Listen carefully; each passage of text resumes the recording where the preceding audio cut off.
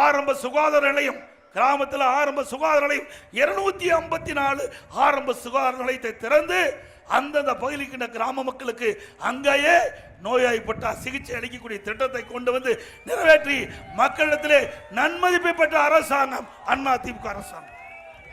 ஏற்கனவே ஆரம்ப சுகாதார நிலையம் அதை தரம் உயர்த்ததற்காக நடவடிக்கை எடுக்கப்பட்டு மேம்படுத்தப்பட்ட ஆரம்ப சுகாதார நிலையம் 168 30 படுக்கை கொண்ட ஆரம்ப சுகாதார நிலையமாக தரம் உயர்த்தப்பட்டு மருத்துவ எண்ணிக்கை உயர்த்தப்பட்டு அங்க சரியான சிகிச்சை நம்முடைய ஏழை மக்களுக்கு வழங்கிய அரசாங்கம் அதிமுக அரசாங்கம்.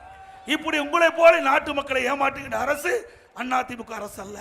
ஏதோ ஒரு பேரை வைத்து அந்த திட்டத்தை கொண்டு வந்து அதோடு அந்த திட்டத்தை கைவிடுகின்ற கட்சி திமுக கட்சி, திமுக அரசாங்கம் என்பதை நாம் எண்ணி பார்க்க வேண்டும்.